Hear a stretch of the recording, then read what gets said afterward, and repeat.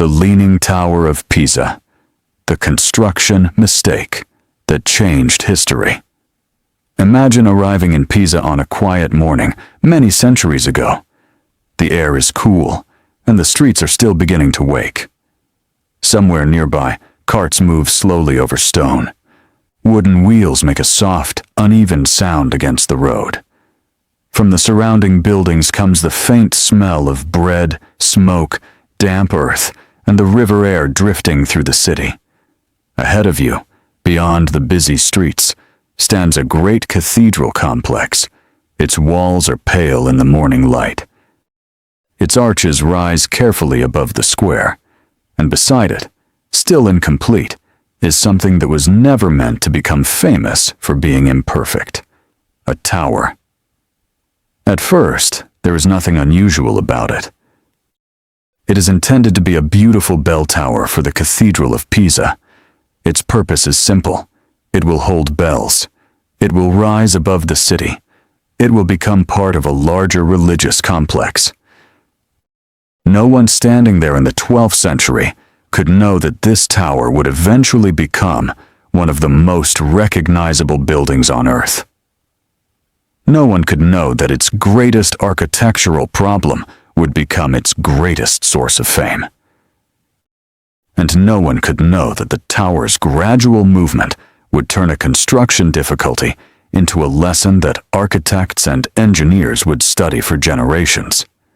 To understand the tower, though, we have to begin before the leaning became visible. We have to return to Pisa at a time when the city was wealthy, ambitious, and deeply connected to the Mediterranean world. The Pisa of the Middle Ages was not a quiet provincial town. It was a powerful maritime republic. Its ships traveled across the Mediterranean. Its merchants traded with distant ports.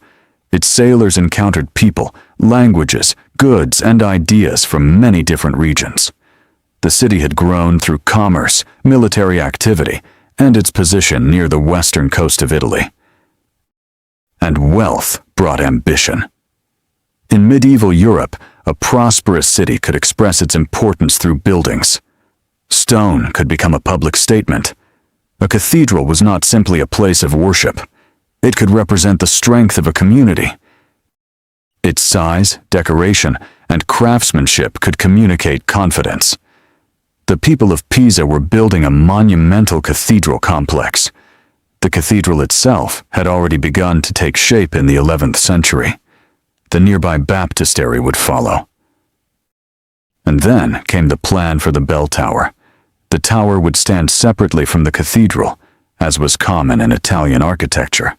Its bells would call people to worship and mark important moments in the rhythm of city life. At first, the tower would have seemed like a straightforward continuation of the larger project. A strong foundation, a circular structure, a series of elegant arches, one level after another, higher and higher into the sky. But beneath the future tower was something far more complicated than the builders could see: the ground. Pisa lies on a landscape shaped by water. The city developed near the Arno River and not far from the Mediterranean coast. The soils around the city include layers of soft sediments. There are deposits of clay, sand, and other materials that were formed and reshaped by water over long periods. To modern engineers, the ground beneath a large building is part of the building's story.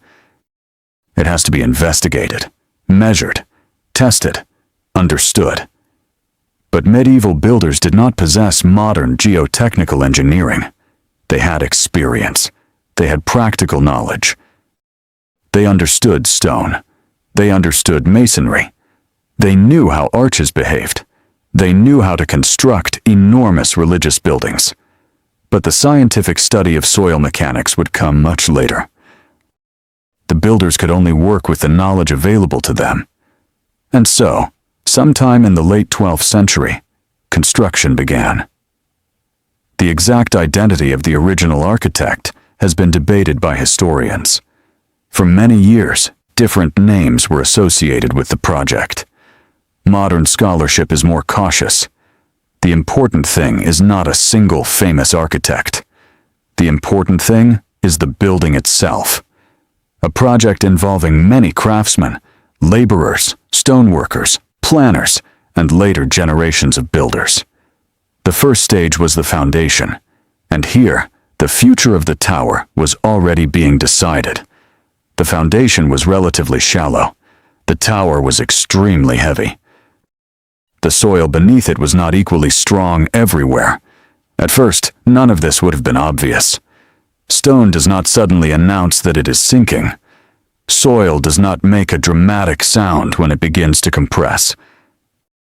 The changes happen quietly. A little pressure here, a little movement there. The earth slowly responding to the weight placed upon it. Imagine watching the first stones being positioned. Workers move around the construction site. Masons shape blocks. Tools strike stone with steady rhythms. Dust gathers on clothing. The work continues through ordinary days. There is no sense that history is being made. There is only construction. Layer by layer, the circular wall rises. The tower's design is elegant. Its lower level contains columns and arches. Above it, additional galleries form a series of open rings. These repeated arches give the tower a light appearance, even though the structure contains enormous quantities of stone and masonry. From a distance, it would eventually seem almost delicate, but its appearance hides its weight. As the walls climbed higher, the pressure on the foundation increased, and then, perhaps before the tower had reached its planned height, the ground began to respond. The tower started to tilt. Not dramatically, not all at once. Just slightly. A small difference in settlement between one side and the other. One portion of the foundation moved more than another. The circular tower was no longer perfectly vertical. The builders had a problem. And yet the construction did not simply stop forever. The history of the tower became intertwined with the history of Pisa itself. The late 12th century was not an especially peaceful period for the city. Pisa was involved in conflicts with neighboring powers and other maritime republics. The political and military life of the region could interrupt large building projects, and the tower's construction did not proceed continuously. This pause would have an unexpected effect. The incomplete structure remained standing for years.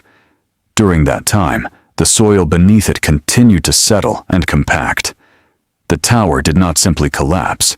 Instead, the movement developed slowly. The delay became part of the tower's survival. This is one of the quiet ironies of its history. A construction project interrupted by circumstances beyond the builder's control was given time to settle before more weight was added. When work eventually resumed, the builders faced a structure that was already leaning. They could not simply pretend the problem did not exist. They had to continue upward. And so they adapted. Higher levels were constructed with subtle adjustments. The tower did not remain perfectly symmetrical in its relationship to the ground. Its upper portions were built in a way that helped compensate, at least partially, for the existing tilt. The result was a building whose geometry became more complicated as it rose. From the outside, the tower still appeared harmonious. The arches repeated. The columns followed their patterns. The marble surfaces remained elegant. But beneath that visual order was a constant struggle between masonry and soil. The tower was trying to stand.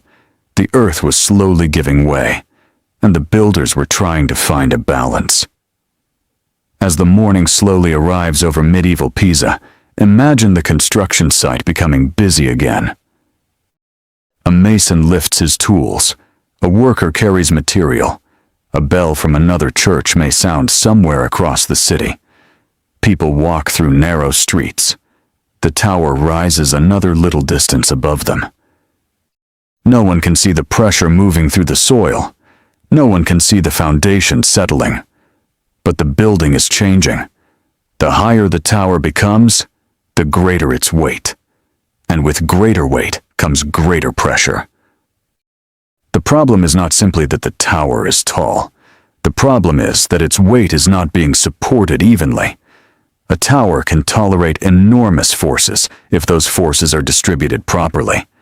But a tall structure that begins to tilt creates additional stresses. The center of gravity shifts relative to the foundation. The load becomes more complicated. The structure begins to behave less like a perfectly balanced column and more like something constantly resisting movement. The builders of Pisa did not describe the problem using modern equations. They did not have computers. They did not have laser measurements. They did not have modern soil surveys. Instead, they relied on observation, experience, and craftsmanship. They could look at the tower. They could compare walls. They could measure what they knew how to measure. They could alter the construction. And sometimes, they could simply wait. This patience became important because the tower's story was not finished, not even close. The work continued through different periods, under different circumstances, and with different people involved. Generations would pass before the structure reached its final form, and as it rose, the tower became more visibly inclined. Still, it did not become the disaster that some might expect. It remained standing. The reason is partly connected to the tower's design. Its circular shape distributes loads around the foundation. Its masonry construction provides great mass and strength, and its relatively low height, compared with some later European towers, also matters. The tower is famous for leaning, but it is not an impossibly fragile object. It is a substantial masonry structure. Its walls are thick. Its materials are heavy. Its architecture is designed around repeated arches and columns that spread loads through the building. The tower's survival is therefore not a miracle in the simple sense.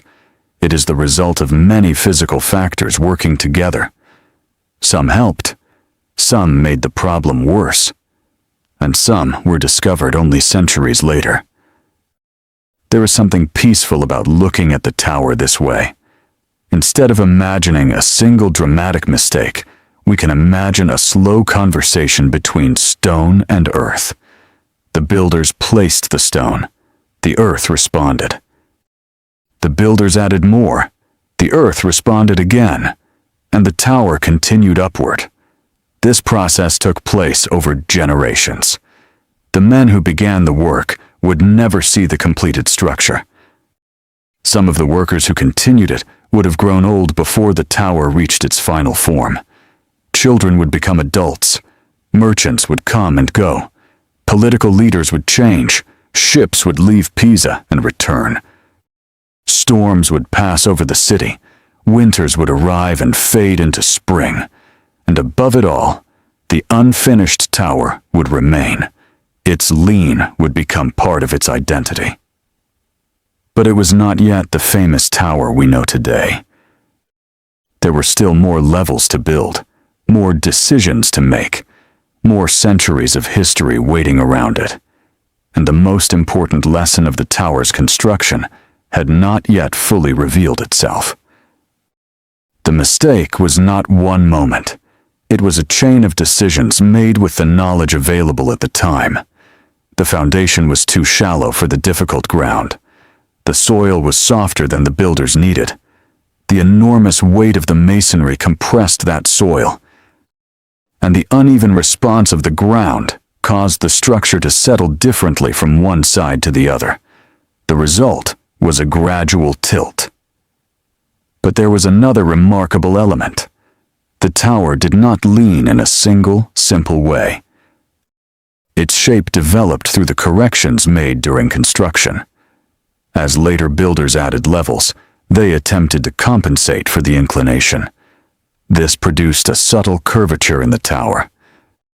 It is almost as though the building spent centuries trying to straighten itself. But stone remembers every adjustment. Every correction became part of the final shape. The tower's apparent simplicity, therefore, hides a complicated history. When you look at it from a distance, it seems almost impossible that something so recognizable could have emerged from such a difficult construction process. Yet perhaps that is exactly what makes it memorable. Perfection was never what gave the tower its identity. Its survival did. Its imperfections did. Its ability to remain standing despite a foundation that was not adequate for the conditions beneath it became part of its story. And as centuries passed, people began to understand that the tower was more than a bell tower. It was evidence of medieval engineering, evidence of the limits of historical knowledge, evidence of the strange relationship between architecture and the ground beneath our feet. To appreciate that fully, we need to stay in medieval Pisa a little longer. Picture yourself walking through the Piazza del Duomo. The square is not yet the familiar tourist destination of the modern world. There are no cameras clicking constantly. There are no crowds gathering beneath the tower for photographs. There are no souvenir stalls. There are no modern roads surrounding the monument. Instead, there is a medieval city. The cathedral dominates the space. The baptistry stands nearby. The tower rises beside them. People come for religious reasons. Others work around the complex. Stoneworkers maintain surfaces. Clergy move through the cathedral. Visitors arrive from nearby communities. The sounds are different from those of a modern city. Footsteps on stone. Voices carried by open air. Animals moving through streets. The occasional creak of a cart. A bell sounding across the city. And above these ordinary sounds, the tower continues to rise. Its bells are part of the daily rhythm of Pisa. The tower is not yet a symbol of construction failure. It is simply a working building.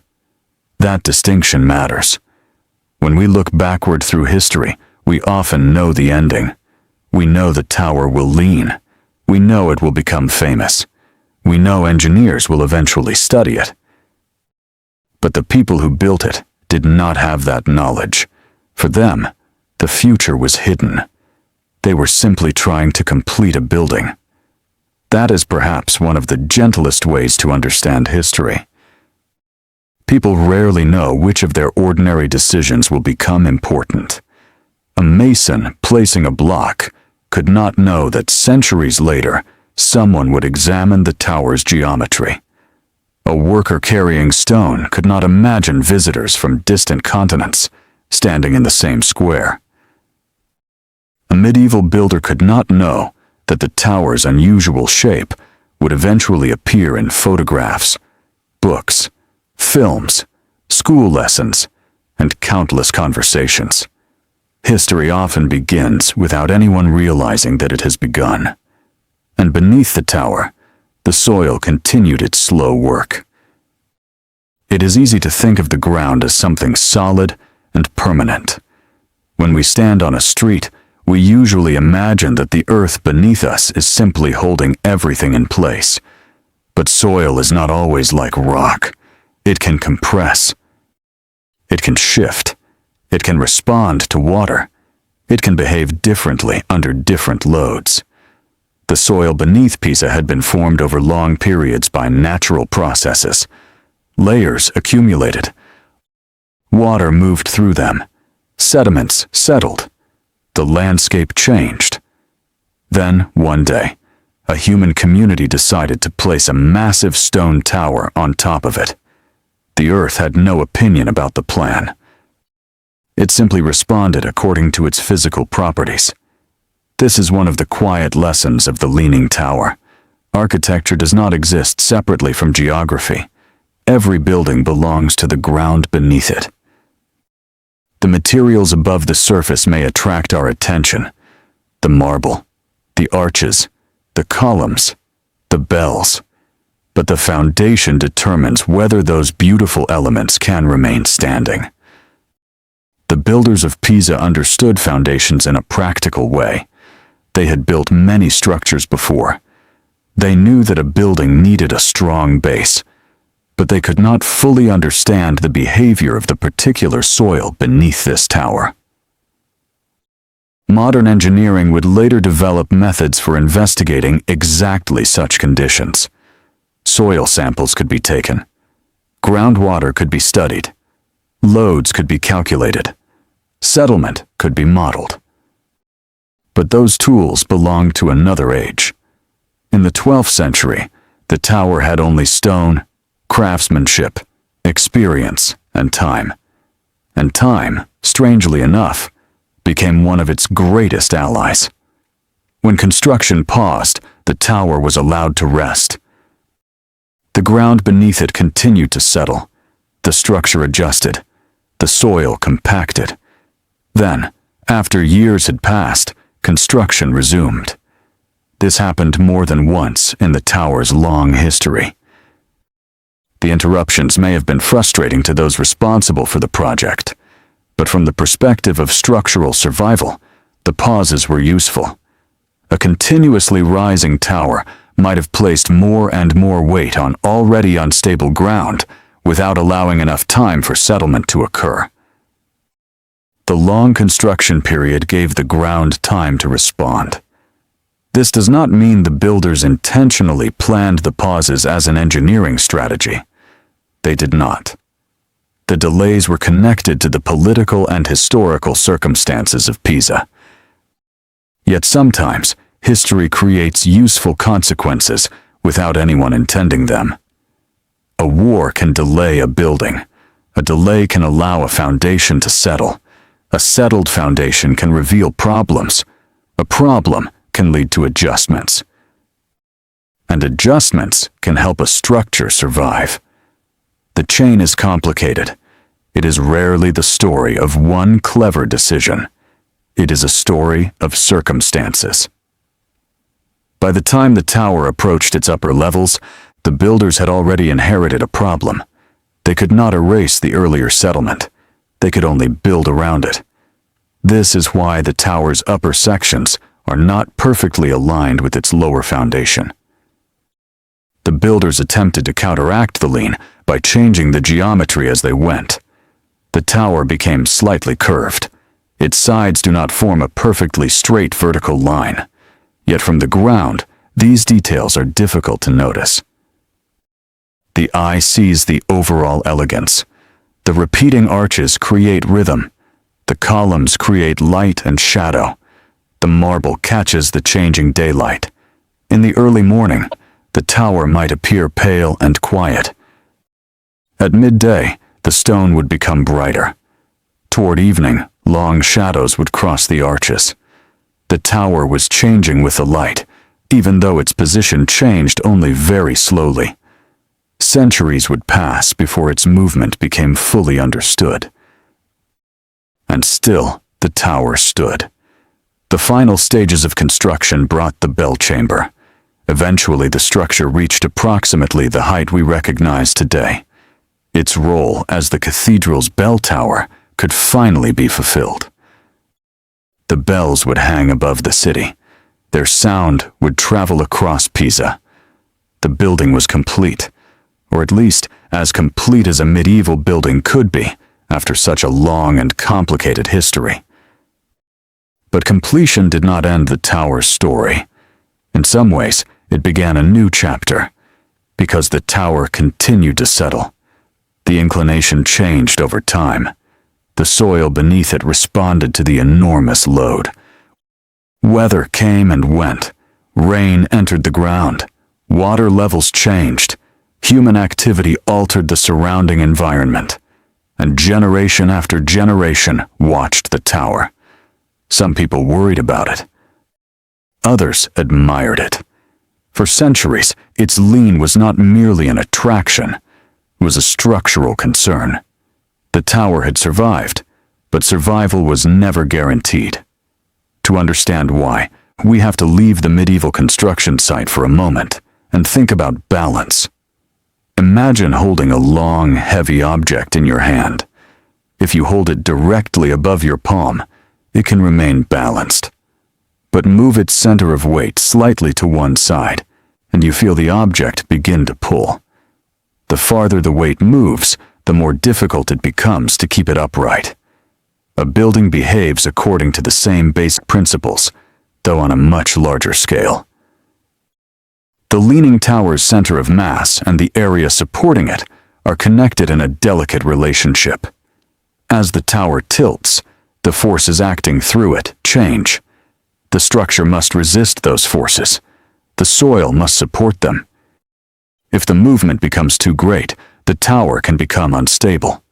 The tower therefore lives in a kind of physical compromise. It is heavy enough to remain substantial. Its foundation is broad enough to provide support.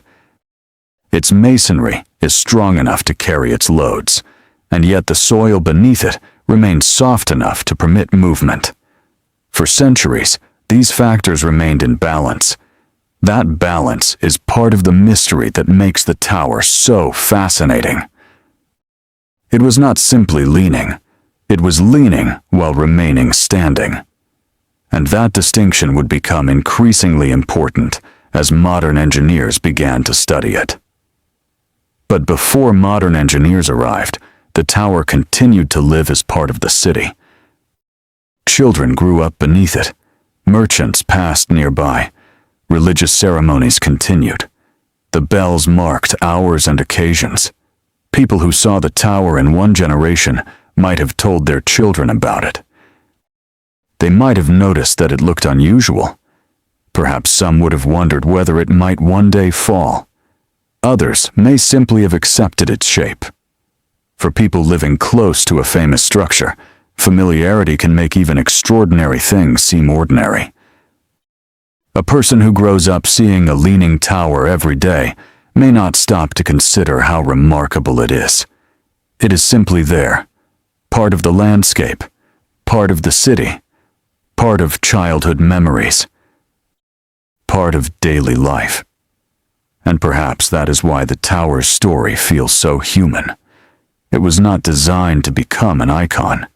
It became one because something went wrong. The mistake did not destroy the building.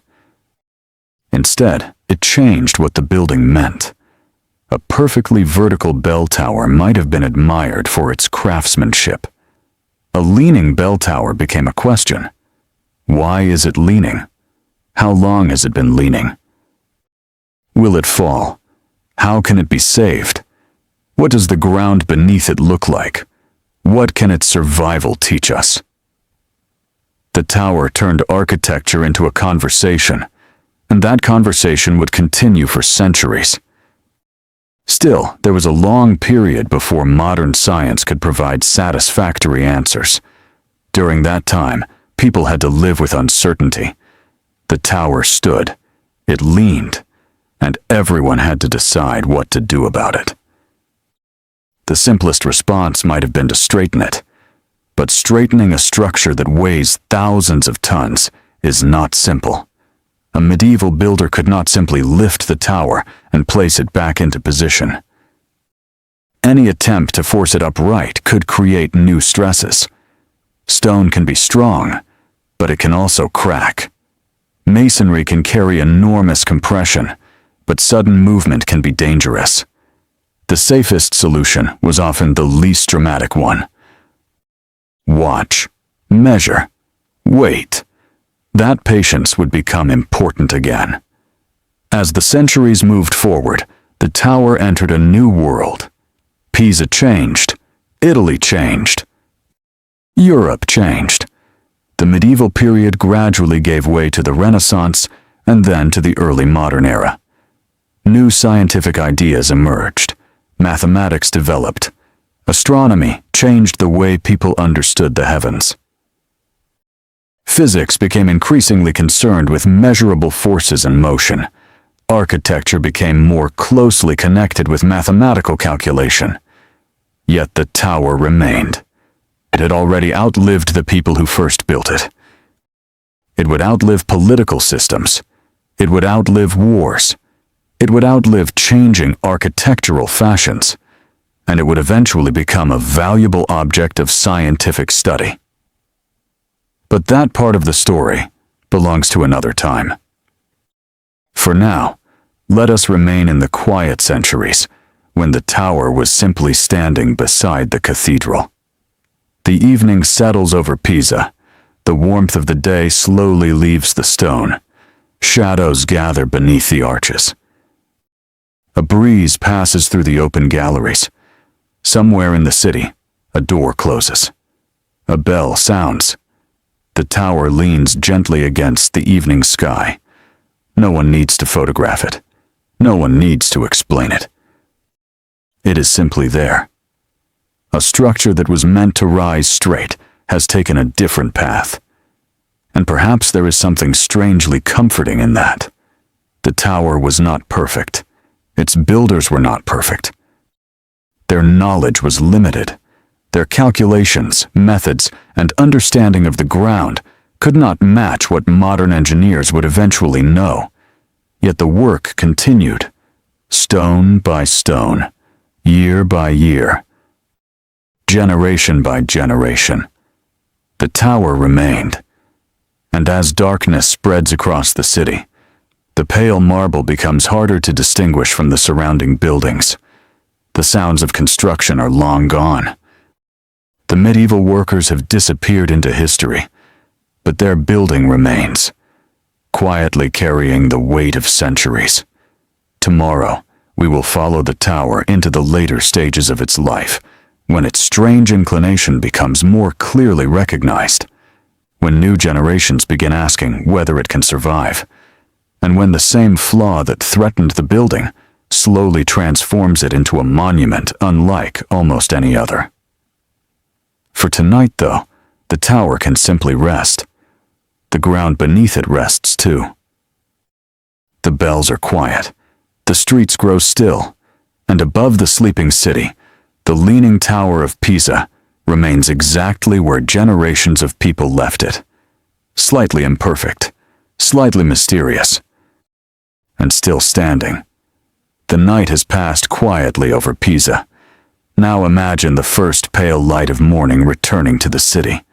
The streets are beginning to stir. A few footsteps echo against old stone. Shutters open. The smell of fresh bread slowly finds its way into the cool air, and above the cathedral complex, the tower waits for another day. It is still leaning. It has been leaning for generations. But the people who live around it are becoming accustomed to its unusual shape. For them, the tower is not yet the world-famous symbol that we recognize today. It is simply part of Pisa.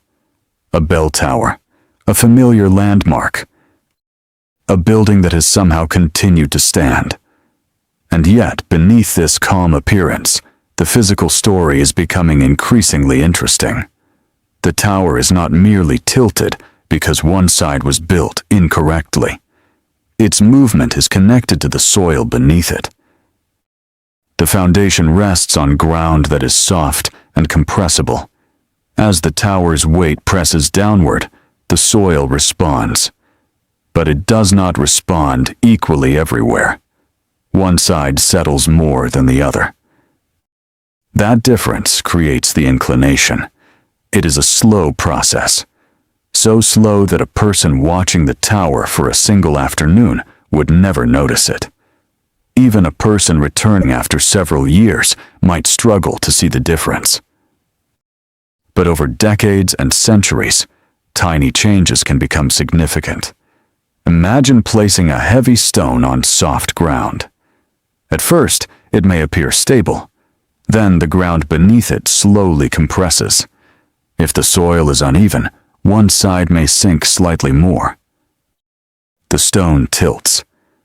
The Leaning Tower is a vastly more complicated version of this simple idea. Its weight is enormous. Its structure is tall. Its foundation is limited. And the ground beneath it is not perfectly uniform. The tower's famous lean, therefore, began as a problem of settlement. The builders had not intended to create a leaning monument. They had intended to create a bell tower that would stand vertically beside the cathedral. But the Earth had its own physical rules. Those rules could not be negotiated. They could only be observed. And gradually, the tower became a visible record of them. As construction continued through the medieval period, builders had to work with what they could see. They could recognize that the tower was no longer perfectly upright. They could make adjustments. They could alter the position of masonry in higher levels. But they could not remove the original foundation and begin again. The tower was already too large, too heavy, too deeply connected to the structure beneath it, so the builders adapted. This is one of the most fascinating parts of the story. The tower itself contains evidence of these attempts to compensate for the lean. Its upper sections are not simply a perfect vertical continuation of the lower structure. The builders tried to counter the inclination. As a result, the tower developed a slight curved appearance. It is sometimes described as being shaped like a banana or bow when examined carefully. From the ground, however, this is difficult to notice. The overall design remains elegant. 7 main levels of arcaded galleries surround the structure, followed by the bell chamber. The repeated arches create a rhythm that softens the enormous weight of the masonry. Columns stand in rows. Open spaces allow light to pass through. The marble surfaces reflect the changing sky. In this way, architecture hides engineering complexity. The eye sees beauty. The ground experiences pressure. The two stories exist together. And for centuries, people simply watched. There were no modern structural monitoring systems, no network of electronic sensors, no satellite measurements, no precise digital models. The tower was observed by human eyes. People noticed cracks. They noticed changes. They worried when the inclination appeared greater. But the tower remained standing. That fact encouraged another generation to trust it. Then another, and another. This is one reason old buildings can be so difficult to understand. A structure that survives for centuries develops a kind of authority. People begin to believe that because it has stood for so long, it will continue to stand. But buildings do not understand tradition. Stone does not care how old it is. Soil does not care how famous the structure above it has become. Physical forces continue quietly, and the tower continued to move. The movement was slow, but the concern was real. At different points in its history, people considered ways to reduce the danger. Some ideas were cautious, others were more ambitious. But working on a structure that is already leaning creates a difficult problem. Any intervention can change the balance. Adding weight can make settlement worse. Removing material can alter the distribution of forces. Trying to pull the tower upright can damage the masonry. Excavating near the foundation can disturb the soil. Even something that seems helpful can create another problem. So the safest approach often involved doing very little. This may sound strange. A building appears to be in trouble, and the engineers decide that the best solution is not to rush. But sometimes, stability depends on restraint. The tower had already survived for centuries. A sudden and aggressive intervention could have created risks that did not previously exist. This is a lesson that modern conservation has learned many times. Saving an old structure does not always mean making it new. Sometimes it means understanding what has allowed it to survive. Sometimes the best solution is the smallest change. Sometimes patience is part of engineering. As the centuries moved forward, Pisa itself continued to change. The political importance of the city shifted. The balance of power in Italy changed. Other cities became stronger. Trade routes evolved. Wars came and went. The world around the tower was constantly changing. But the tower remained in the same place. Imagine a person born in Pisa several hundred years after construction began. That person might look at the tower as something ancient, yet someone standing there during the first stages of construction would have considered it a contemporary building project. This difference is easy to forget. History does not feel ancient to the people living through it. A medieval worker did not wake up thinking, "I am living in the Middle Ages." He simply woke up. He ate. He worked. He spoke with his family. He walked through the city. He watched buildings rise. He heard bells. He worried about ordinary things. The tower belonged to that ordinary world. And over time, it became an extraordinary survivor. Picture yourself standing beneath the tower on a quiet afternoon. You look upward. The galleries seem to rise in regular layers, but the whole structure appears to lean toward the sky. Your eyes immediately notice the difference between the tower and the vertical buildings around it. It feels almost as if the tower is gently resting against an invisible wind, but there is no wind strong enough to explain it. The reason lies underground. This is perhaps the most important thing about the Leaning Tower. Its most famous feature is visible above the ground. Its cause is largely hidden below it. The beautiful marble is only the surface of the story. The real story begins in the soil. The tower's foundation was built on relatively soft ground. That ground includes layers of marine and river sediments. Water played a major role in the formation of the landscape around Pisa. Over long periods, sediment accumulated. Different layers formed. Some were more compressible than others. When the tower was built, the builders were essentially asking this layered earth to support a massive stone structure. The answer came slowly. The ground settled. And because the settlement was uneven, the tower tilted.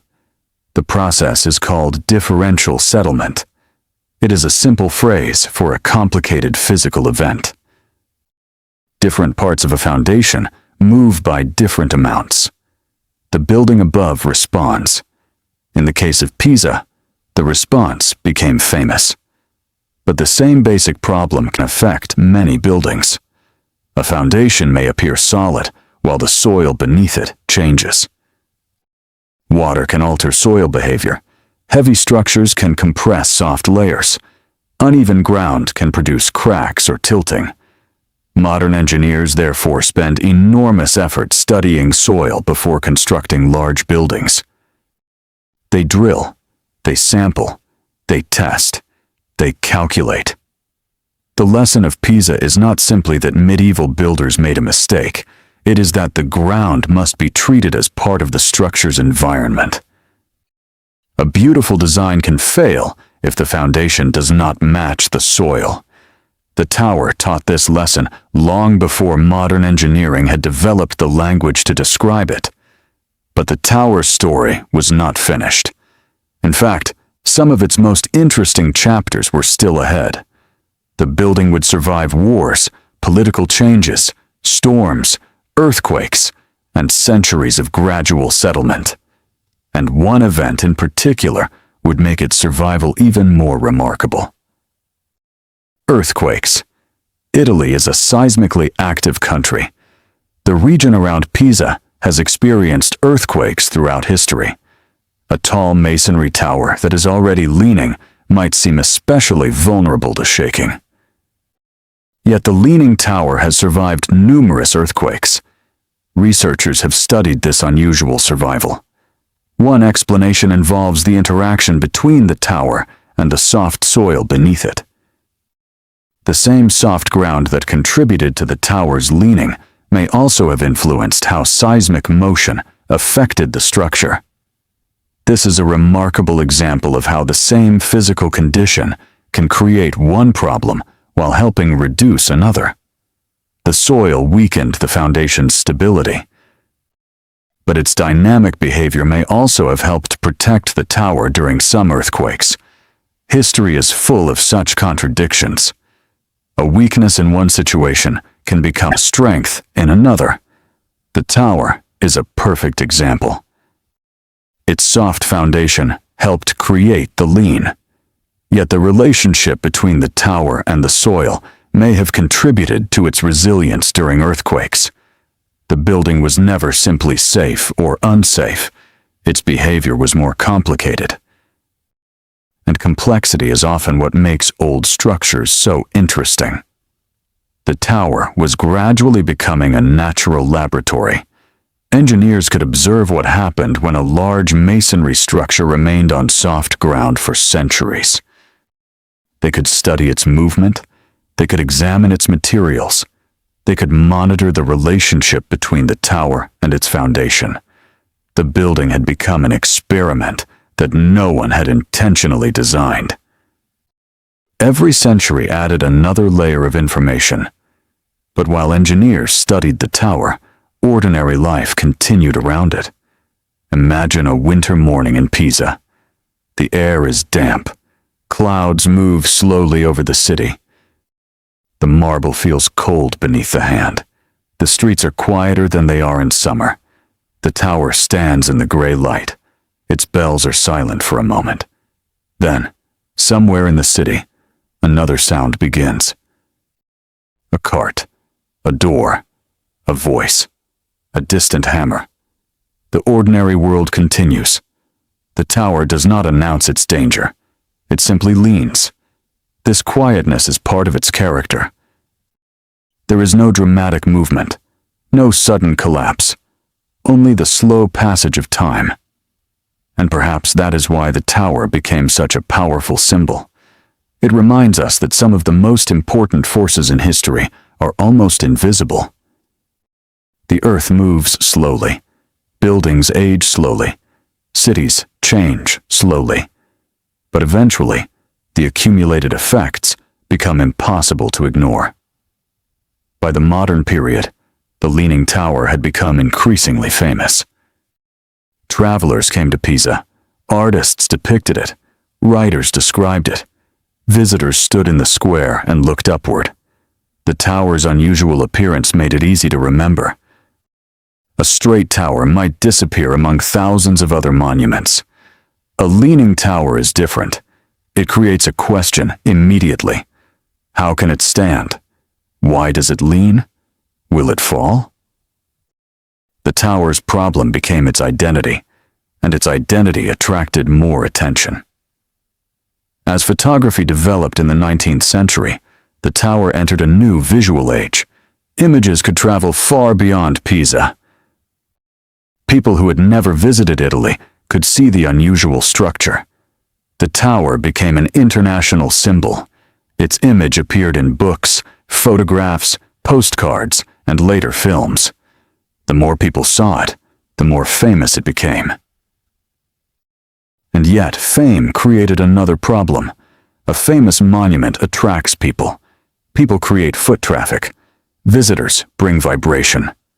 Maintenance becomes more complicated. The surrounding area changes. Conservation becomes a responsibility. The tower could no longer be treated simply as an old building. It had become a cultural treasure. Its survival mattered to people far beyond Pisa. This meant that future generations would have to make difficult choices. How much should they intervene? How much should they leave untouched? Should the tower be allowed to continue moving naturally? Or should its movement be reduced? And if intervention was necessary, how could it be done without damaging the structure? These questions would become especially important in the 20th century. But before we reach those efforts, there is another part of the tower story worth considering. Its fame sometimes caused people to forget the building's original purpose. The tower was not created as a tourist attraction. It was not designed to be a symbol of engineering failure. It was built as a campanile, a bell tower. Its bells belonged to the religious and civic rhythm of Pisa. The tower was part of a larger architectural ensemble. The cathedral, baptistery, cemetery, and Campanile formed a remarkable complex. Together, these buildings expressed the importance of the city and its religious life. The tower's beauty, therefore, deserves attention, independent of its lean. Its marble arcades are carefully proportioned. Its columns create a repeating pattern. Light passes through the open galleries. The structure has an almost musical rhythm. One arch follows another. One level follows another. The building appears repetitive, yet never dull. This elegance is part of why the tower survived culturally, even when its engineering became a concern. People did not want to save it only because it leaned. They wanted to save it because it was beautiful, because it represented Pisa, because it represented medieval architecture, because generations had attached memories to it, because it had become part of the history of Italy, and because it had become part of the history of the world. Now, as evening returns, imagine standing once more in the square. The sun is low. The marble glows softly. The tower's shadow stretches across the ground. The air has cooled. A faint breeze passes through the arches. You look up and see the tower leaning against the darkening sky. For a moment, it is easy to imagine the medieval builders, not as distant names in history books, but as ordinary people, hands covered in dust, clothing marked by work. Voices calling across the construction site, stone being shaped, wood being moved, a tower rising slowly above them. They could not know how far their work would travel through time. They could not know that their construction problem would become an engineering case study. They could not know that their tower would become one of the world's most recognizable landmarks. They were simply building. And perhaps that is the quiet heart of this story. Human beings build with the knowledge they have. Sometimes that knowledge is incomplete. Sometimes a mistake becomes visible. Sometimes the mistake can be corrected. Sometimes it cannot. But even then, the structure may survive. It may change. It may acquire a new meaning. And eventually, the thing that was once considered a problem can become the very reason people remember it. The Leaning Tower of Pisa is one of the clearest examples of this transformation. A foundation problem became a lean. The lean became a concern. The concern became a subject of study. The study became part of engineering history. And the building itself became a symbol of persistence. Yet the story was entering a new phase. The modern world would bring new technology, new measuring instruments, new theories, new fears, and new attempts to protect the tower. The question would no longer simply be, why is the tower leaning? The question would become much more urgent. How can we keep it standing? For centuries, the tower had survived because people watched it and made cautious adjustments. But eventually, engineers would need to decide whether watching was enough. The 20th century would bring that decision closer. And in the quiet darkness of another evening in Pisa, the tower continued to stand. Its marble had become weathered. Its stones had carried centuries of rain and sunlight. Its bells had sounded across generations. Its foundation had settled beneath enormous weight. Yet it remained. Not perfectly straight, not perfectly stable, but alive in the sense that old buildings are alive within human memory. As the night settles over the city, the tower's arches disappear into shadow. The surrounding square grows quiet. The ground beneath the tower is dark and invisible. But beneath that darkness, the same soil continues to hold the weight that began pressing upon it centuries ago. The earth remains part of the story. And tomorrow, the story will move deeper into the modern age, when engineers begin measuring the tower with increasing precision, when attempts are made to protect it, and when the world comes to understand just how close this beautiful old structure may have come to disaster. For now, though, there is nothing to hear except the quiet sounds of the sleeping city. The tower waits. The cathedral rests beside it, and the earth beneath them holds its ancient weight. Slowly, silently, one night after another, morning returns gently to Pisa. The first light settles across the Piazza del Duomo, touching the cathedral walls and the pale marble of the tower. For centuries, people had watched the tower lean. But now the world around it was changing faster than ever before. Science was becoming more precise. Engineering was becoming more mathematical. New instruments could measure movements that human eyes could never detect. And the old tower, which had once been simply a bell tower beside a medieval cathedral, was becoming something else. It was becoming a problem that modern science wanted to understand. The basic cause of the lean was already known. The foundation had been built on soft ground. The soil had settled unevenly. The tower had tilted. But knowing the cause did not automatically reveal the future. Would the tower continue to lean? Would the movement eventually stop? Could the structure remain stable for another 100 years? Another 500? Or might there come a moment when the center of its weight moved too far beyond the foundation's supporting area? These were not questions that could be answered by simply looking at the tower. They required careful measurement. Imagine standing beside the tower with an instrument in your hands. You are not looking for something dramatic. You are looking for millimeters, tiny changes, small movements that might take years to become visible. The tower had become a clock of sorts. Its movement was measured not in minutes or hours, but in decades. A change that seemed insignificant over 1 year could become important over a century. This was one of the difficulties faced by engineers.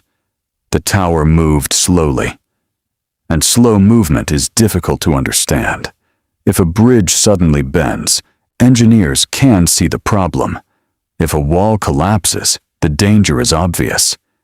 But if a tower shifts by a few millimeters over a long period, the meaning of that movement is less clear. Is it normal? Is it accelerating? Is it temporary?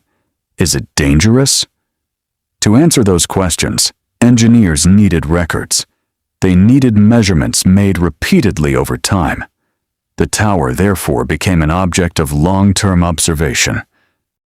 Its inclination was recorded. Its structure was examined. Cracks were monitored. Changes in the surrounding ground were considered. The goal was not to force the tower into perfection. The goal was to understand what the tower was doing. This distinction became increasingly important because the tower had already survived for centuries. The greatest danger might not come from the lean itself. It might come from an intervention intended to correct it. Imagine trying to straighten an enormous stone tower that weighs thousands of tons. You cannot simply push it. You cannot lift it easily. You cannot remove the foundation and replace it while leaving the upper structure untouched. Every action affects the entire building. A small movement at the foundation can produce a much larger movement higher up. Stone and mortar respond differently. The soil responds differently again. The tower is not one object behaving as a single piece. It is a system. Masonry, foundation, soil, groundwater, weather, gravity. All of them interact. Modern engineers gradually began to think about the tower in this way, not as a simple leaning object, but as a complicated relationship between structure and ground. And this way of thinking would eventually help save it. Before that happened, however, the tower experienced another long period of uncertainty. Its fame continued to grow. Travelers arrived in increasing numbers. The modern world had become fascinated by old monuments. People wanted to see the cathedral. They wanted to see the baptistery. And they especially wanted to see the tower. Its lean was impossible to ignore. Visitors would stand at the base and look upward. Some would tilt their heads, almost instinctively trying to understand the strange geometry. Photographers discovered that the tower could create playful images. People could stand in front of it and pretend to hold it upright. Others would simply take photographs as a record of their visit. The tower's unusual appearance made it ideal for photography, and photography made the tower even more famous. But behind the familiar tourist image was a serious engineering question. How stable was the structure? The answer was not simple. The tower had already survived for hundreds of years. That was encouraging. But survival in the past did not guarantee survival in the future. The lean had changed over time. The rate of movement was not always constant, and the tower had been affected by human attempts to manage the ground around it. Water was especially important. The soil beneath Pisa contains layers influenced by groundwater.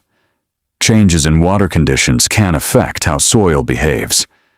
A foundation is not isolated from its environment. The ground around it can change. Water can move. Soil can compress. Nearby construction can alter loads. Drainage can affect underground conditions. All of these factors can matter. This is why engineers studying old buildings often have to become students of the landscape as well. The tower was not simply standing on the earth. It was interacting with the earth, and that interaction had been taking place for centuries. As the modern age progressed, measuring equipment improved. Surveying instruments became more accurate. Photographic records provided additional evidence. Later, electronic monitoring made it possible to detect even smaller movements. The tower became surrounded by data, but the data did not remove the mystery. It made the mystery more precise. Engineers could now say how much the tower moved. They could study the direction of movement. They could compare changes over time. They could calculate how forces traveled through the structure. But they still had to decide what those numbers meant. At what point does a lean become dangerous? There is no universal number. A building may be very inclined and still stable. Another building may have a much smaller tilt, but suffer serious structural damage. The condition of the foundation matters. The materials matter. The shape of the building matters. The distribution of weight matters. The behavior of the soil matters. Everything matters together. The Leaning Tower is unusual because its lean is large, but its masonry structure has remained remarkably intact. The tower is also relatively stiff. Its circular geometry helps distribute loads, and its long history provides engineers with something rare: a record. Centuries of evidence. Few modern experiments could recreate such a long period of natural observation. The tower itself had become a historical experiment. Every year added another piece of information. Every generation that measured it contributed to a larger understanding. And slowly, the world began to realize that the tower's problem could teach something far beyond Pisa. It could teach engineers about foundations, about soft soil, about differential settlement, about structural stability, about conservation, and about the dangers of trying to fix an old building too quickly. Imagine a group of engineers standing in the square. They look at the tower. They study drawings. They compare measurements. They discuss possibilities. Their work may seem very different from that of the medieval masons, But in one important way, they are doing the same thing. They are trying to understand how the tower carries its weight. The medieval builders used experience. The modern engineers use mathematics and measurement. But both are listening to the same physical reality: gravity, stone, earth. The tower does not care which century it is. Its forces remain the same. This is one of the beautiful continuities in engineering history. The tools change, the language changes, the people change. But gravity remains, the ground remains, and the structure must respond.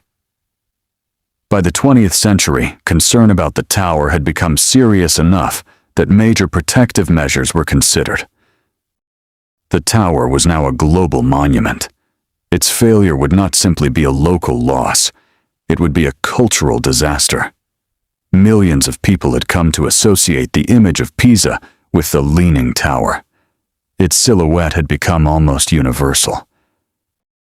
But fame could not make the tower stronger. It could only make its preservation more important. Then came one of the most controversial periods in the tower's modern history. Different engineers proposed different solutions. Some ideas involved adding material.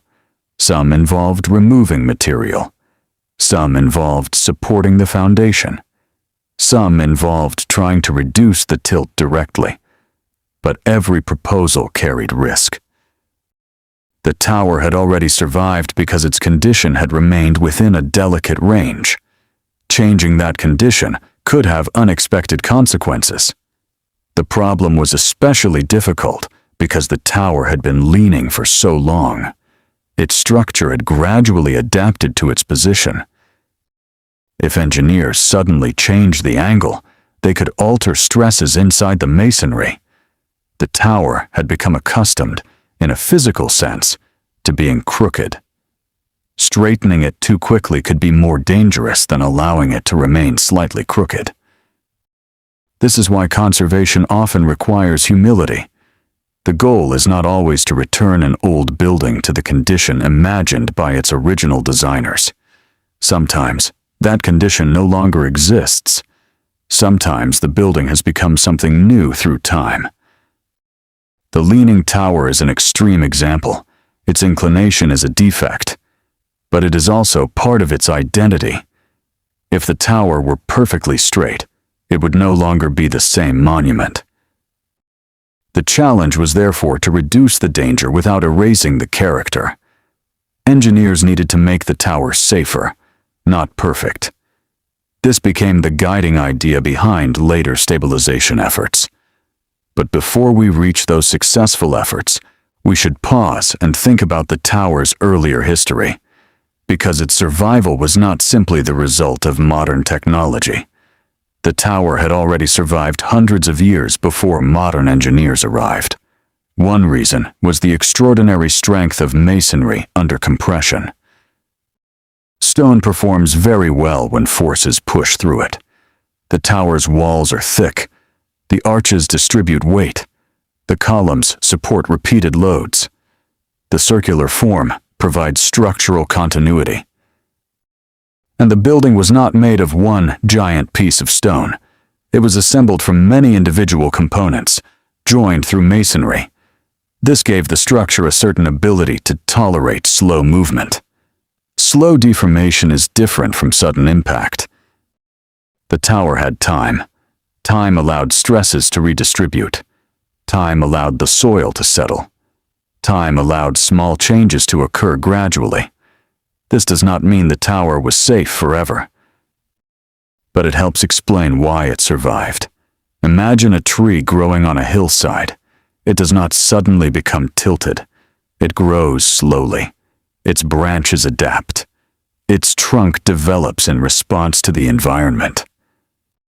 The Leaning Tower is not alive, of course, but its long history has something similar. It has been gradually responding to its conditions. The builders added corrections. The soil settled. The structure adjusted. And centuries later, engineers could see the result. The tower's shape contains the memory of its construction. Every gallery tells part of the story. Every slight curvature reflects an attempt to deal with the lean. Every stone carries the effects of weather and time. The tower is therefore not merely an object. It is a record written in marble, a record of medieval ambition, a record of imperfect knowledge, a record of adaptation, and a record of patience. As the afternoon fades, the tower looks almost peaceful. Tourists move across the square. Some stop, some look upward. Others take photographs. The tower does not seem particularly dangerous. That is perhaps one of its strangest qualities. The building that has caused engineers so much concern can look completely calm. It does not shake. It does not creak visibly. It does not announce its age. It simply stands. The bells may sound above. Birds may pass through the sky. Clouds may move over the cathedral. The tower remains. And beneath the ground, forces continue to act. This contrast between appearance and reality is one reason the tower became so valuable as an engineering case. It teaches us not to judge stability by appearance alone. A structure can look fine while serious problems exist underground. A building can look damaged while remaining structurally sound. The surface is only part of the story. The deeper story is hidden. This idea would become increasingly important as engineers developed modern methods of analysis. They could create models of the tower. They could calculate its center of mass. They could examine the foundation. They could estimate how the soil responded to pressure. They could study the effect of different interventions before physically attempting them. In earlier centuries, an engineer might have had to make a change and observe what happened. Modern engineering could increasingly test possibilities on paper or through models first. That did not eliminate risk, but it reduced uncertainty. The tower became a meeting place between history and science. A medieval structure could now be examined with modern tools. And modern engineers could learn from a building that had been constructed almost 800 years earlier. This is one of the unusual gifts of old monuments. They allow different centuries to communicate. The medieval builder leaves behind a structure. The modern engineer studies it. The future engineer learns from the study. And the building remains in the middle of the conversation. But the most important chapter was still approaching. At the end of the 20th century, the tower's stability became the subject of an international engineering effort. The tower had been leaning more than it should. The concern was not simply aesthetic. There was a genuine risk that continued movement could eventually lead to instability. The Italian authorities closed the tower to visitors in 1990. This was a serious moment. The monument that millions wanted to see could no longer safely welcome them. The tower needed stabilization. Engineers had to act, but they had to act carefully. The problem was not how to make the tower straight. The problem was how to reduce its dangerous inclination without damaging it. A series of engineering experiments and interventions followed.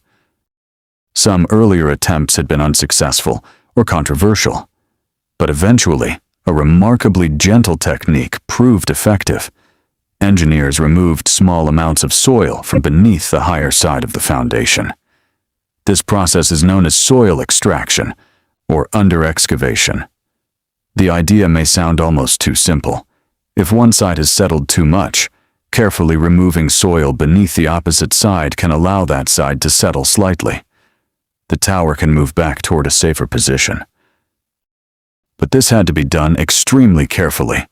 Too much soil removal could produce sudden movement. Too little might have no useful effect.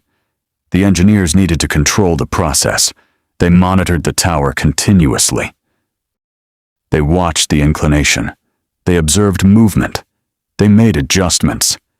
The work was slow, deliberate, careful, almost quiet. There was no dramatic moment when the tower suddenly snapped upright. Instead, the tower moved only a small amount. But that small amount was enough. The inclination was reduced, the tower was made safer, and the building remained standing. This is perhaps the most satisfying part of the modern story. The same principle that had caused the problem was used to help solve it. The tower had leaned because the ground had settled unevenly.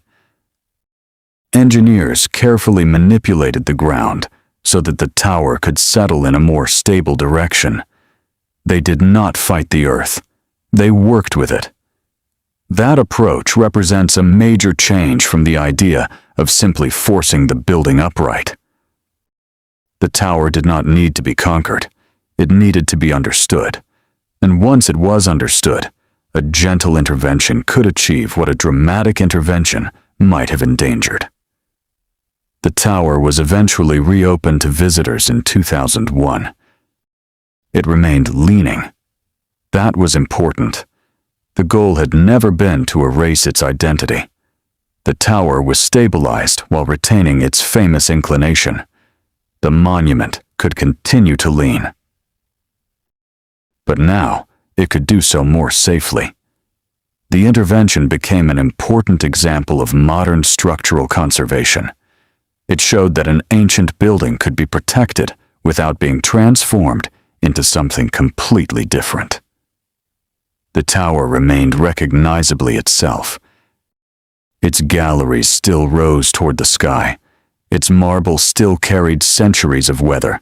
Its bells still belonged to Pisa, and its lean remained. But the danger had been reduced. The modern engineers had not corrected history. They had preserved it. As the evening light returns, imagine standing in the square after the work is complete. The tower is still leaning. Visitors look up. Some smile. Some take photographs. Children point toward the unusual angle. A guide explains the story. But beneath the surface, something has changed.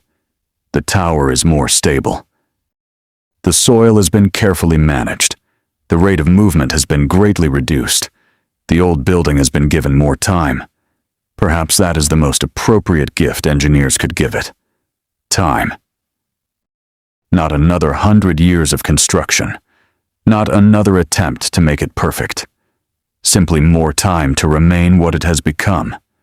A medieval bell tower, a monument to architecture, a lesson in engineering. A reminder that mistakes do not always end in failure. Sometimes they become history. The tower's story is therefore not really about a construction mistake alone. It is about what happens after a mistake. The original foundation was not adequate for the soil conditions. The tower leaned. But people adapted. They watched. They studied. They worried. They experimented. They learned. And eventually, they found a way to preserve the building without removing the feature that made it famous. That process took centuries. There was no single person who solved everything. No single moment when the mystery disappeared. Instead, understanding accumulated slowly. A medieval mason contributed through experience. A later observer contributed through measurement. An engineer contributed through calculation. A conservation specialist contributed through caution. Each generation added something, and the tower remained in the middle of it all. Tonight, as Pisa becomes quiet again, the tower seems almost unchanged. The same arches rise.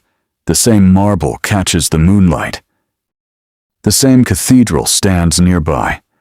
But beneath the surface is a story of extraordinary complexity. The ground has been studied. The foundation has been monitored. The tower has been stabilized.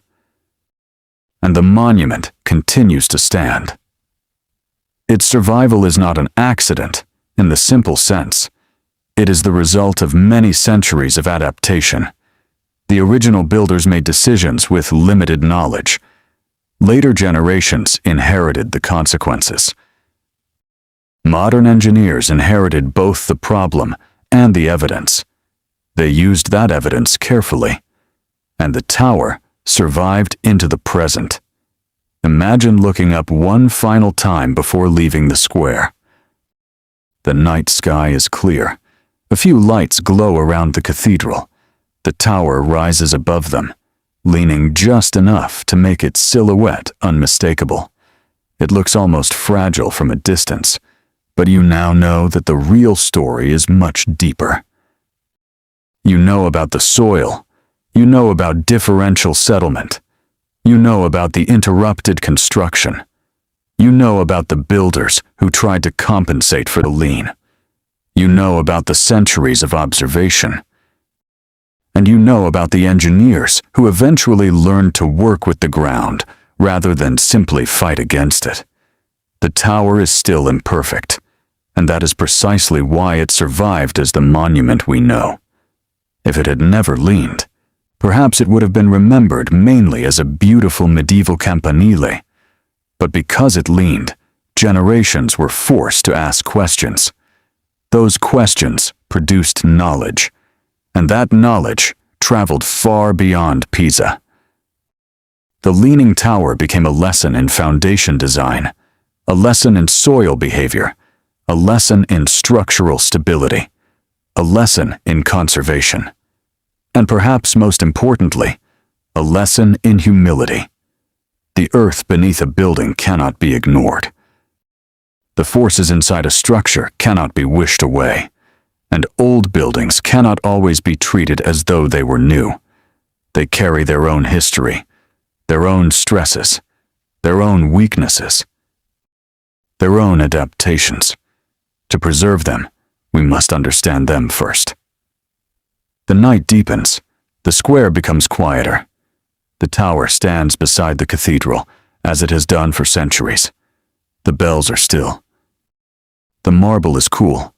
The air carries the faint sounds of Pisa settling into sleep, and beneath the tower, the soil continues to hold its enormous weight. For nearly 8 centuries, stone and earth have been part of the same story. The builders intended a straight tower. The ground gave them a leaning one. History gave the world something else entirely. A monument that teaches us that imperfection can survive.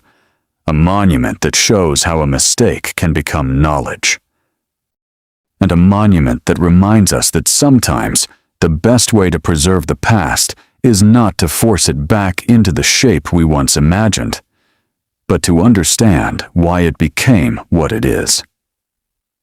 As the morning slowly waits beyond the darkness, the tower remains quiet. Still leaning, still standing, still telling its story. And tomorrow, we can follow that story even further into the scientific discoveries, the engineering decisions, the strange myths surrounding the tower, and the remarkable question that has followed it for centuries. How close did the Leaning Tower of Pisa really come to falling? For now, though, the city sleeps, and the old tower rests beneath the stars. The night is quiet over Pisa. The old cathedral stands beneath the dark sky, and beside it, the Leaning Tower rises into the darkness. After everything we have followed, it is almost strange to see how peaceful it looks. There is no visible sign of the centuries of uncertainty. No sound of the medieval construction site. No workers carrying stone. No carts moving through the square. No engineers discussing measurements. Only the tower, still leaning, still standing, and still carrying the memory of every generation that has passed beneath it. To understand what makes the tower so remarkable, we have to return once more to the beginning. The builders wanted a bell tower. They did not intend to create a symbol of engineering. They did not intend to create a monument to human error. They certainly did not intend to create one of the most recognizable silhouettes in the world. They wanted a beautiful campanile beside the Cathedral of Pisa. They chose marble. They created elegant arches.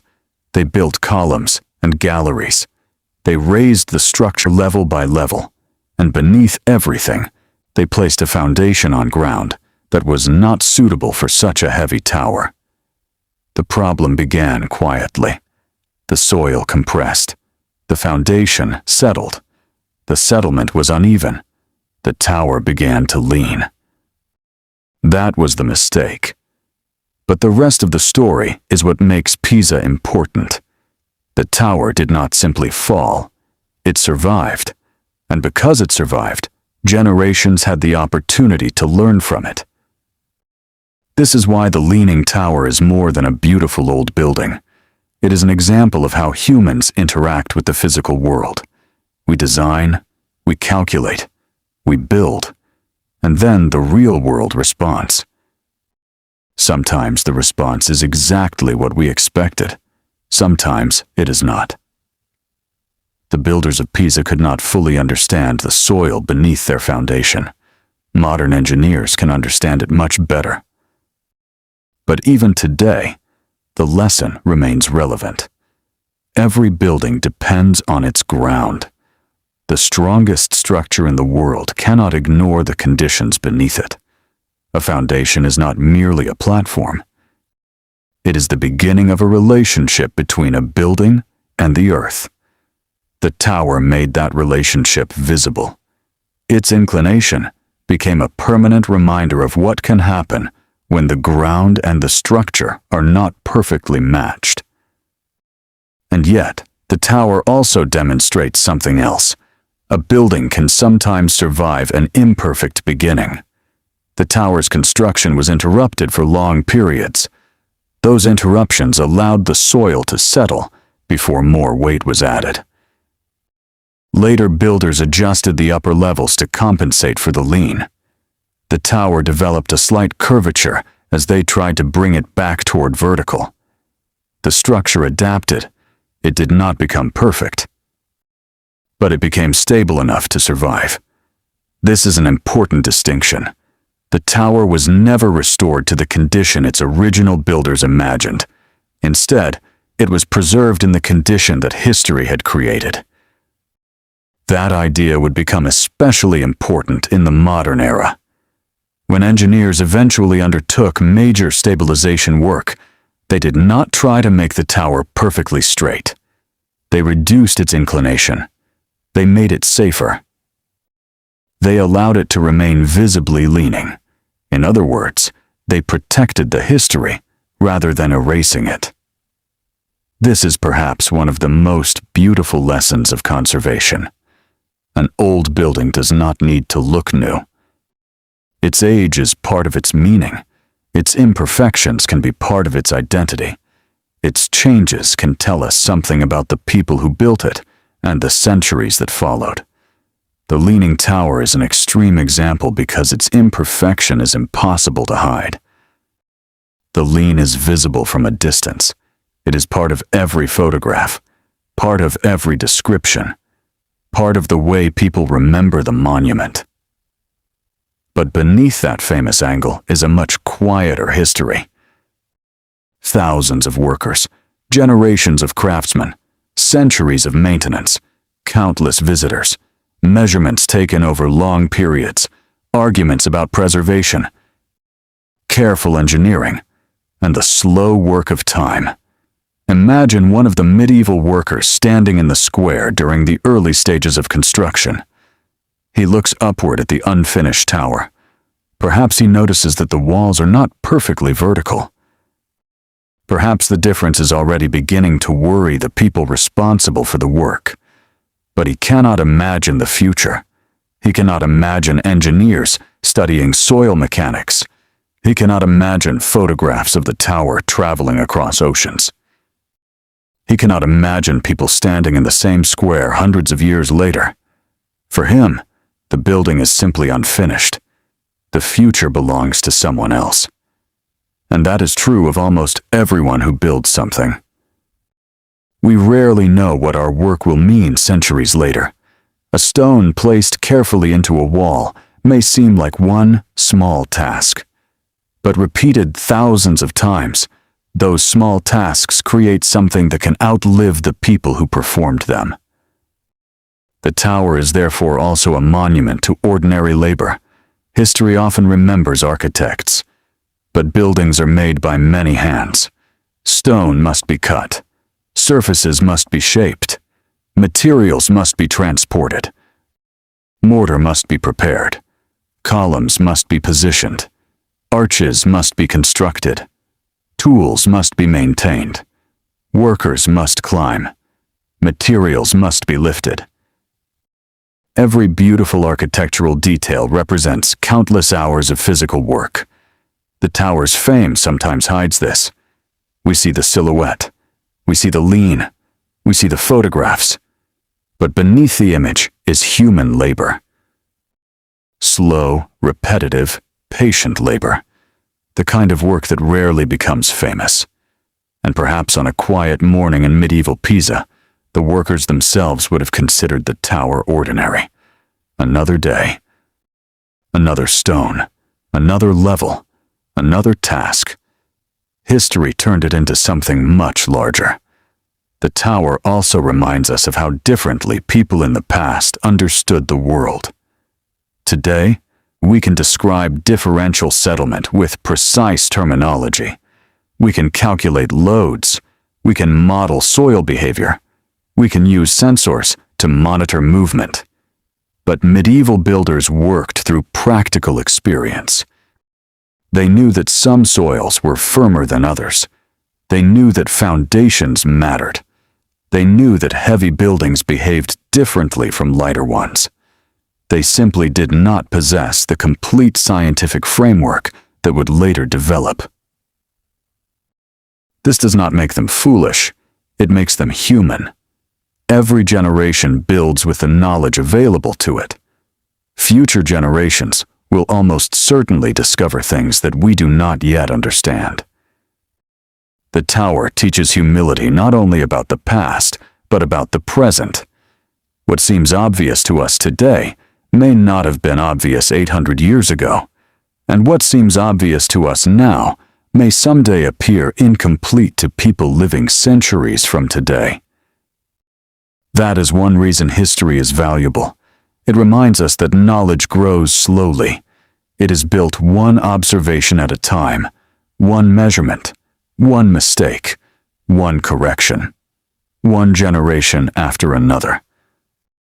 The Leaning Tower became part of that process almost accidentally. Its mistake created a question. The question created investigation. The investigation produced knowledge, and the knowledge helped protect the tower. There is something almost poetic about that sequence. A mistake became a lesson. A problem became an experiment. A danger became a source of understanding. And an imperfect building became an engineering landmark. But the tower's importance extends beyond engineering. It is also a monument to Pisa itself. The city changed dramatically over the centuries. Its political fortunes rose and fell. Its economic importance shifted. Its relationships with neighboring powers changed. The world around it transformed. Yet the cathedral complex remained. The tower became a fixed point in a changing city. People could return to it after years away and find it still standing. Children could grow up beneath it. Visitors could arrive from distant places. Families could stand together in the square. The tower became part of collective memory. Perhaps this is one reason old monuments can feel strangely comforting. They provide continuity. A city changes. People change. Languages change. Technology changes. But a stone building can remain, not unchanged exactly. Stone weathers, mortar ages, surfaces darken, repairs are made, but the basic structure remains recognizable. The tower has seen centuries of human life. It has seen generations come and go. It has watched the city change around it, And yet, every morning, it still receives the sunlight. Every evening, it still catches the shadows. The bells still mark time. The arches still frame the sky. The ground still supports its weight. This continuity is perhaps more meaningful than its fame. Now imagine walking away from the tower late in the evening. You look back one final time. The building appears almost unreal. Its famous inclination is visible even in the darkness. But you know that the angle is only the beginning of the story. You know that beneath the marble is a foundation. Beneath the foundation is soft earth. Beneath the earth are layers formed over enormous spans of geological time. And above it all is a structure created by human hands. The tower connects all of these things: geology, engineering, architecture, religion, politics, commerce, art, tourism, memory. Few buildings can carry so many stories at once, and perhaps that is why the Leaning Tower has remained so recognizable. It is simple enough to understand immediately: a tower that leans. But behind that simple image is a story that reaches across nearly a millennium. There is another question that people often ask: will the tower ever fall? The honest answer is that no ancient structure can be promised an infinite future. Buildings depend on materials. Foundations depend on soil. Weather changes. Ground conditions can change. Human decisions matter. But the tower has undergone careful stabilization and monitoring. Its dangerous movement was significantly reduced through modern engineering work. The goal is not to guarantee eternity. The goal is to give the structure a stable future. That is how conservation works. We cannot stop time.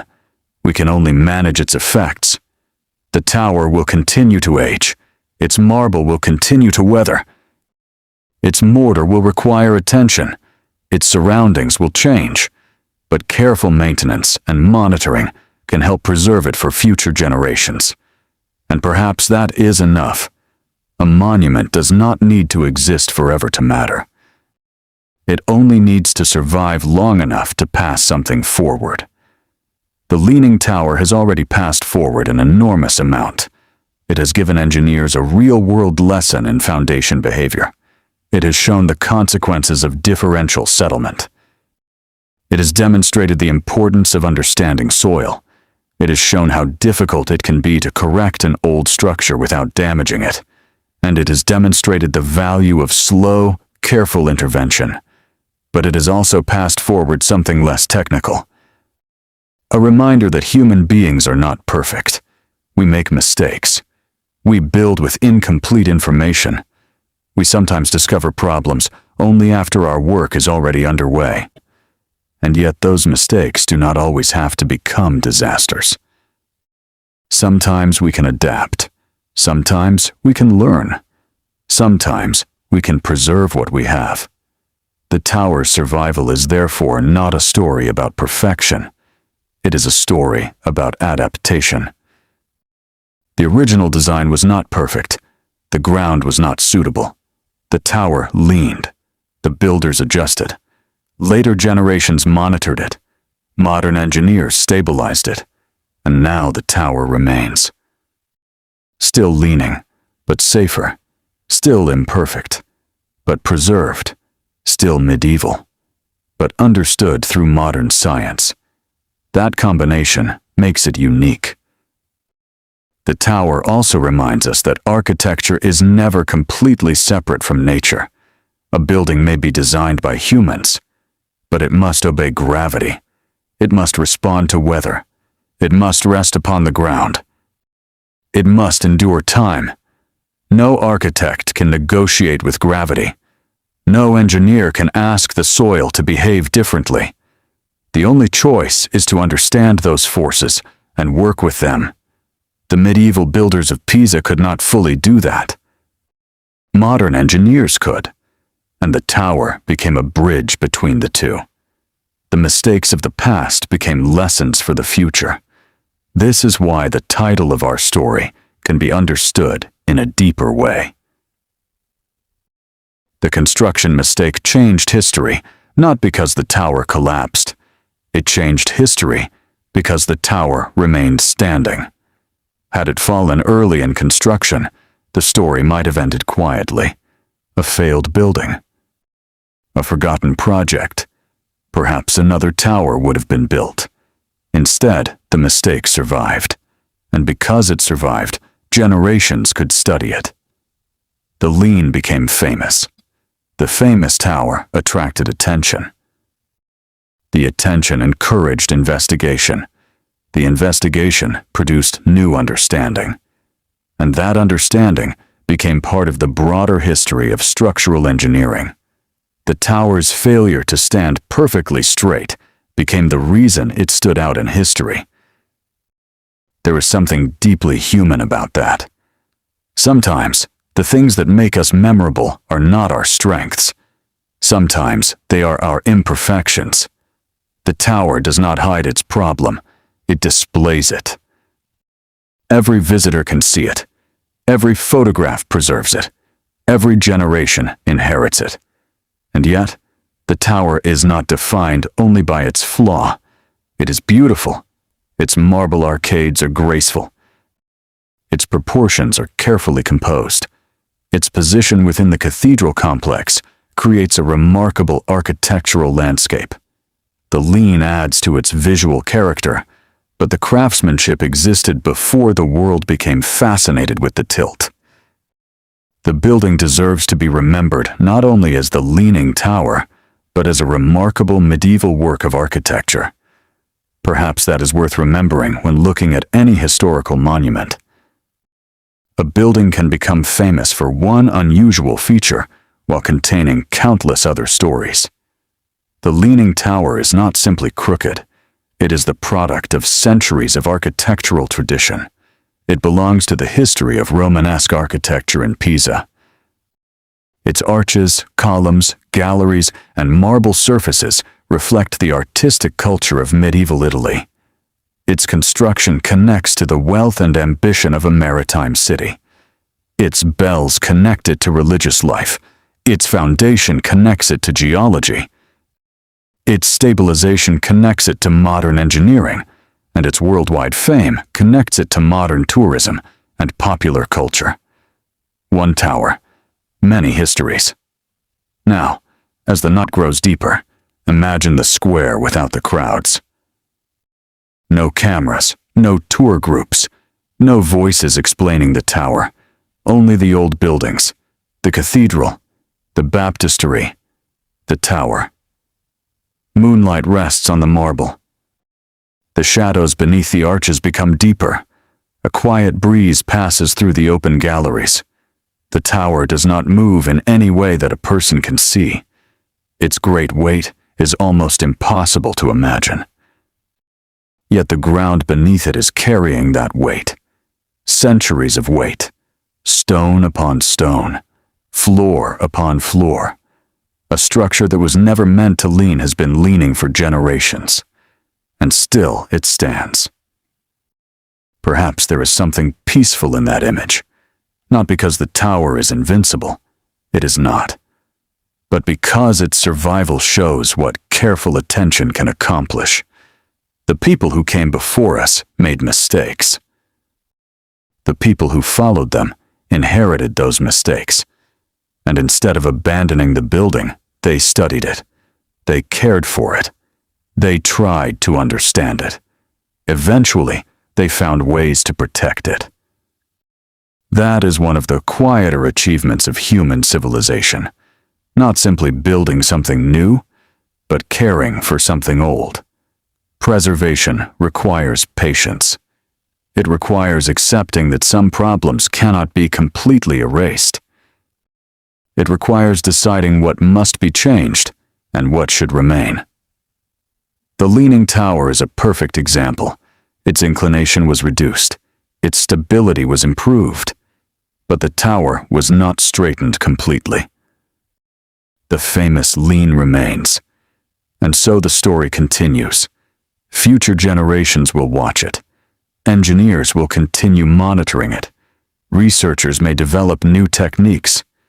New technologies may make measurements even more precise. The tower will continue to teach. Perhaps one day, someone standing in the square will look at it and think about the same question people have asked for centuries. How does it stay standing? The answer is not one thing. It is the interaction of many things.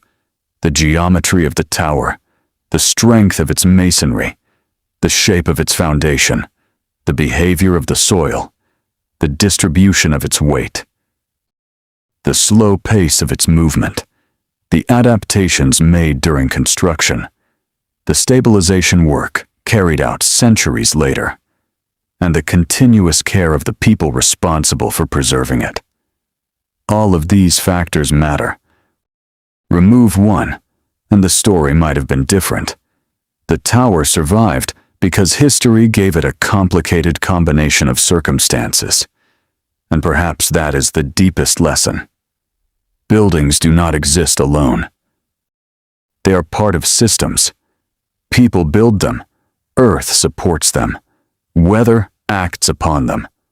Time changes them. And future generations decide whether to preserve them. The Leaning Tower belongs to all of those forces. It began as a construction project. It became a problem. It became a landmark. It became an engineering case study. And eventually, it became a symbol of something larger, the possibility of surviving imperfection. So, when you see a photograph of the Leaning Tower of Pisa in the future, perhaps you will see more than the famous angle. You might imagine the medieval workers. You might picture the unfinished tower rising beside the cathedral. You might imagine the soft ground beneath their feet. You might hear the sound of stone being shaped.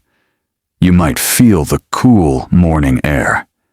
You might wonder when the first builders realized that something was wrong. You might imagine the generations who watched the tower lean farther. You might picture the engineers who eventually surrounded the ancient monument with instruments and measurements. And you might remember that the most important part of the tower's story happened slowly. The tower did not become famous in a single day. Its lean developed gradually. Its survival was tested repeatedly. Its preservation required decades of thought. History moved around it while the tower remained. And now, after centuries, the tower still stands in Pisa. The construction mistake did not disappear. It became part of the monument. The imperfection was preserved. The lesson was carried forward. And the building became more famous because of what went wrong. Perhaps that is why the Leaning Tower feels almost like a quiet conversation with the past. It does not shout. It does not need to. It simply stands there, a little crooked, a little weathered, a little older every year, and somehow still graceful. As the morning slowly arrives over Pisa, the first light touches the upper galleries. The marble begins to brighten. The city wakes. Doors open. Footsteps return. Voices drift through the square. The bells may eventually sound. Another day begins. And the tower remains. Its foundation rests quietly beneath the earth. Its arches hold the morning light. Its bells wait above the city. For nearly 8 centuries, the tower has watched mornings arrive. It has seen generations rise and disappear. It has survived changes that no one who built it could have imagined. And it continues to stand because people learned how to understand its weakness. That may be the final lesson of Pisa. Strength does not always mean being without weakness. Sometimes, strength means understanding the weakness you have, protecting it, managing it, learning from it, and giving it enough care to endure. The Leaning Tower of Pisa was never meant to become a lesson, but history turned it into one. A lesson about foundations, a lesson about soil, a lesson about architecture, a lesson about engineering, a lesson about patience, and perhaps, most quietly of all, a lesson about human imperfection. The builders made a mistake. The earth revealed it. Time preserved it. Science explained it. And careful engineering helped protect it. The tower did not become extraordinary because it was perfect. It became extraordinary because it survived being imperfect. So let the story end where it began. With the tower beside the cathedral, with the quiet morning air, with pale marble catching the first sunlight, with the ground beneath it carrying its ancient weight. Imagine standing there for a final moment. You look upward. The tower leans gently against the sky. It has been doing so for centuries, and for now, it remains. Not perfectly straight, not untouched by time, but still here. Still beautiful. Still telling us that even a mistake can become part of something lasting. And as the morning slowly arrives, Pisa begins another ordinary day beneath an extraordinary tower. The bells awaken. The streets fill. The light grows warmer, and the Leaning Tower of Pisa continues its quiet watch over the city. One century after another, one generation after another, still leaning, still standing, and still carrying its remarkable story into the future.